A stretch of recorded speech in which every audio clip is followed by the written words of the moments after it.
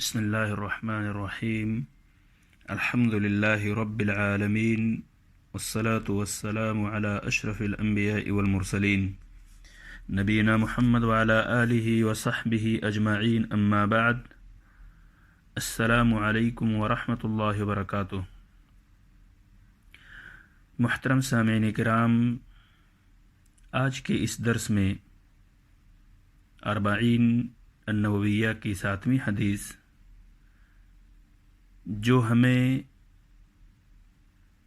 یہ بات بتلاتی ہے کہ دین نصیحت و خیر خواہی کا نام ہے.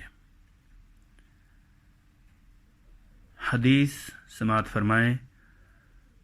عن ابی رقیۃ تمیم بن اوس الداری رضی اللہ عنہ ان النبی صلی اللہ علیہ وسلم قال: الدین النصیحہ.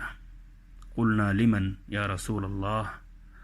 قال: للہ ولکتابہ ولرسولہ ولأئمة المسلمین وعامتہم. رواہ مسلم. ترجمہ: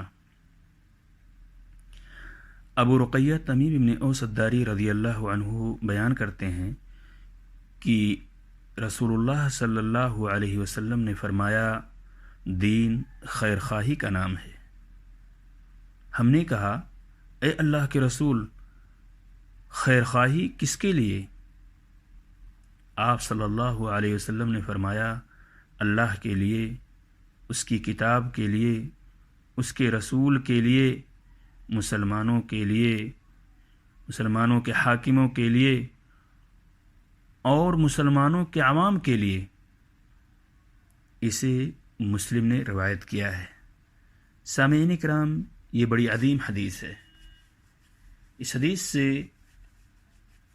چند اہم فوائد کا تذکرہ آج کریں گے اس درس میں، اور دوسری قسم میں کچھ باقی چیزوں کا تذکرہ کیا جائے گا انشاءاللہ.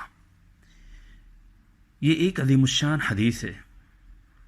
اس میں پورے دین کو نصیحت و خیر خواہی میں محصور کر دیا گیا ہے، کیونکہ جب تک مسلمانوں میں یہ چیز باقی رہے گی، ان کا دین مضبوط و مستحکم رہے گا.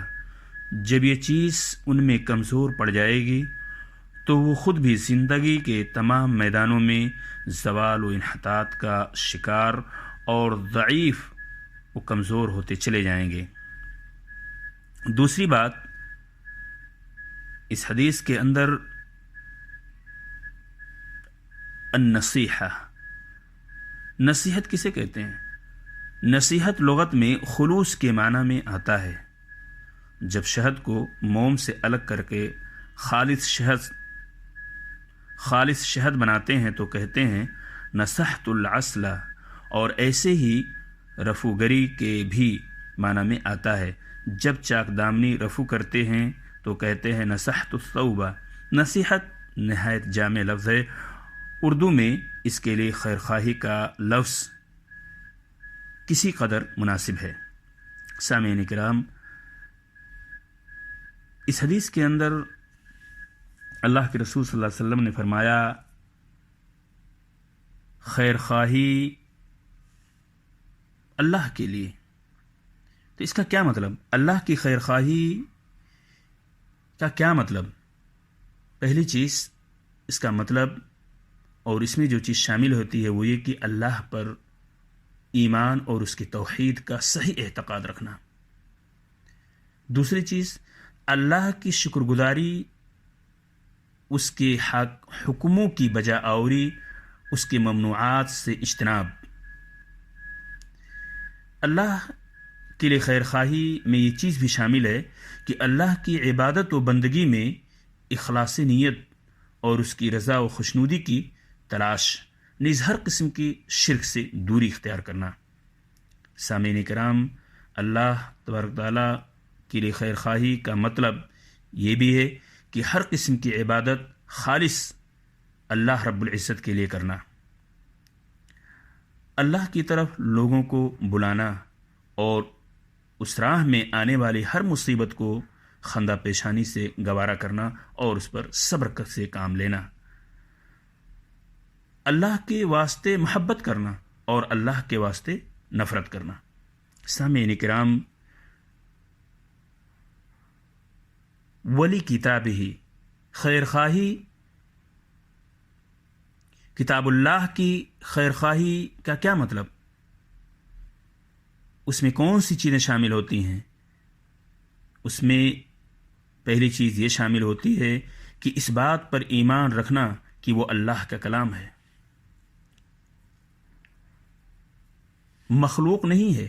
اللہ تعالیٰ نے اسے جبریل علیہ الصلاۃ والسلام کے واسطے سے اپنے بندے محمد صلی اللہ علیہ وسلم کے دل پر نازل کیا۔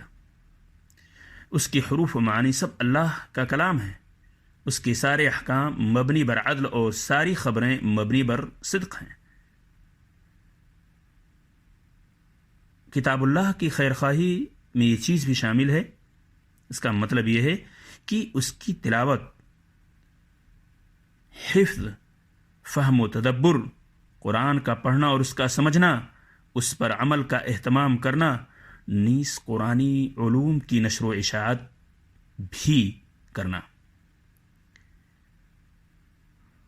سامعین کرام، کتاب اللہ کی خیر خواہی کا مطلب ایک یہ بھی نکلتا ہے کہ قرآن حفظ کرنے والوں کی مدد اور ان کی حوصلہ افزائی کرنا۔ معزز سامعین کرام، آج کے اس درس میں بس اسی پر اکتفا کرتے ہیں، اور اس حدیث کی دوسری قسط انشاءاللہ اس میں رسول اللہ صلی اللہ علیہ وسلم کی خیر خواہی کا کیا مطلب ہے، اس میں کون سی باتیں شامل ہوتی ہیں، آنے والی قسط میں انشاءاللہ بیان کی جائیں گی۔ اس حدیث کے جو بھی باقی حصے رہ گئے ہیں دوسری قسط کے اندر آپ سماعت فرمائیں گے انشاءاللہ۔ السلام علیکم ورحمۃ اللہ وبرکاتہ۔